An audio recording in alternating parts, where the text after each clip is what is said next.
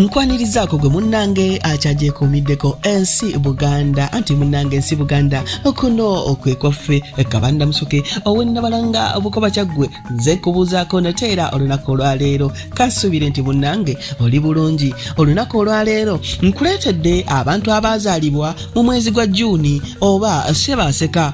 Abantu abazaalibwa mu mwezi gwa Ssebáseka, abantu abazaalibwa mu mwezi gwa Ssebáseka mbo baagala nnyo okuwaŋŋanguka, babeera batambuze, balina nnyo obujonyogeze abantu abazaalibwa mu mwezi gw'omukaaga oba gwa Ssebáseka.